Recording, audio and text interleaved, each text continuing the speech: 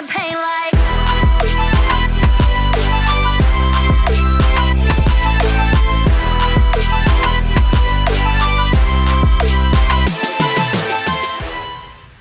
Hey guys, dearyoongi here and welcome back to my channel. In today's video, we are going to be discussing the latest announcement from YG Entertainment, which is that they will be debuting a new girl group. So in this video, we'll discuss what we know so far, as well as some other updates we got from YG, what this means for their existing groups, and my thoughts and predictions moving forward. So without further ado, let's get started. First of all, let's discuss what we know so far with the announcement that was made. On the 26th of May, YG Entertainment uploaded a video titled Blackpink, Babymonster, Treasure and Upcoming Rookies YG Announcement. The video shows Yang Hyun-suk, who we haven't seen for quite some time actually. He appears to have been lying low, maybe that's a topic for another time, and he shares the intentions of this video is to update people on YG Entertainment's strategic vision for the remainder of 2025. For now, let's just first look at what he had to say about the upcoming rookies portion of the video. Yang Hyun-suk confirms that the label has been working on its next generation of trainees and reveals that YG Entertainment is actually currently working on 2 boy groups and 2 girl groups, all preparing for debut, which of course comes as quite a shock for fans considering Babymonster are only in their 2nd year and YG aren't known for having so many groups at the same time. But Hyun-suk explained that accelerating rookie groups and expanding intellectual property is now top priority for the company. Additionally to this, he confirmed that they believe they'll be able to debut one of the boy groups next year, and a girl group date to be confirmed, which will consist of 4 members. His insistence on specifying the group would consist of 4 members has left some fans concerned for the future of Blackpink. Interview even asks Hyun-suk why 4 members, and he actually makes a point of saying this number holds no significance. It's just the combination he believes will work best together, but then he also says that the 5 or 6 members might have clashed with Babymonster's image. So does it have any meaning or doesn't it? And Babymonster have 7 members, so that's not a good reason either. He then goes on to explain that Blackpink could have debuted when 21 was still active, similarly to how Babymonster could have debuted while Blackpink was still active, like sort of in defense of this reason for having 4 members, but let's talk about that later.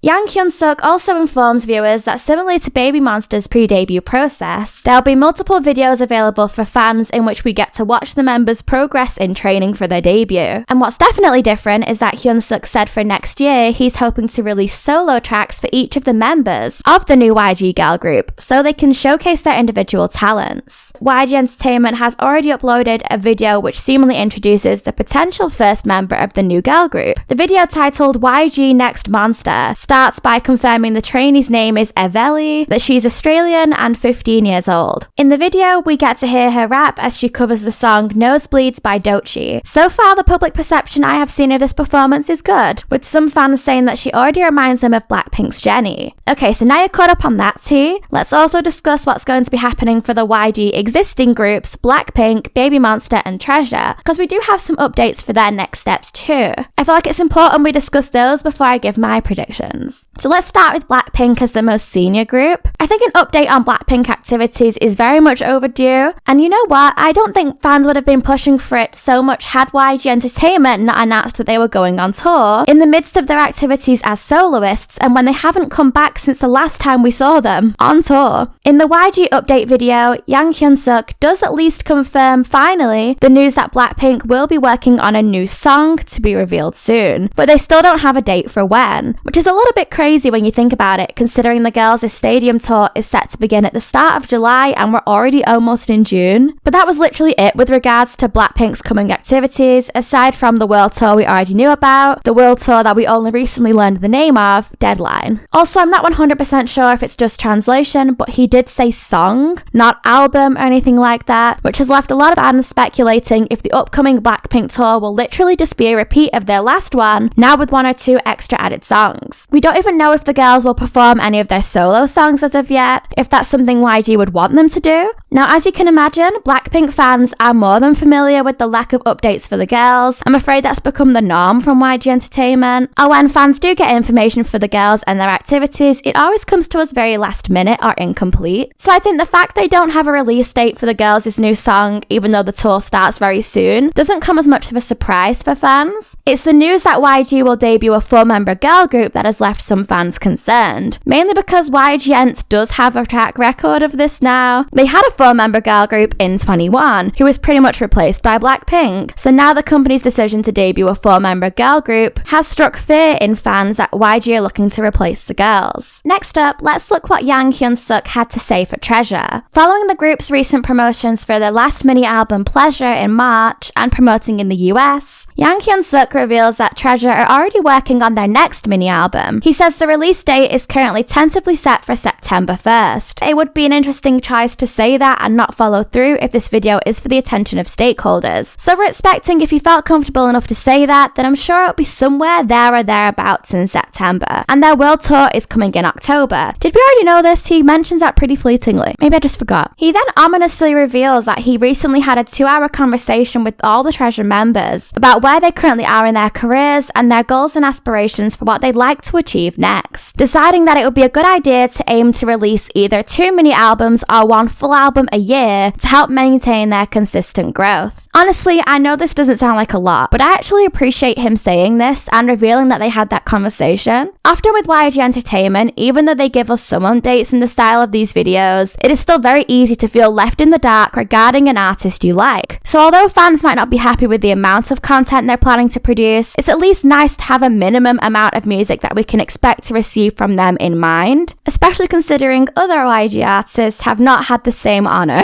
Before I give my personal thoughts on the future of these groups, let's lastly see what they had to say about upcoming activities for Babymonster. I think I can speak for a lot of us when I say that I am surprised Babymonster have had a different fate than Blackpink in their rookie days so far, in the sense that they've come back more frequently than I expected, and that apparently isn't set to change anytime soon. In the YG update announcement, Yang Hyun-suk confirms that Babymonster will be releasing a pre-release single called Hot Sauce on the 1st of July. He had quite a lot to say about the style of the song being hip-hop and inspired by the 1980s. Following this, Hyun-suk confirms they have plans to release a mini-album in October, but there will be 2 pre-promotions, the song in July and another in September. Again, he had a fair amount to say about the content of this album, the styles the tracks would be, and even confirming the July pre-release will be promoted on music shows. Okay, before I ask you guys to share your thoughts in the comments on what all this information we've got from YG could mean for the groups currently under their label, I'm going to give you my opinion. At first, I contemplated making a video about how a new girl group would affect the existing girl groups at YG, because at surface level, it may appear like they would be more affected as the fellow female artists under the label. However, his comments on the future plans for Treasure made me want to include them too, because he has clear plans for Treasure: 2 mini albums a year or a full album, come back this September, tour in October, year planned out, already planning for next year. Still vague, sure, but enough updates to give fans something to chew on, expect and look forward to.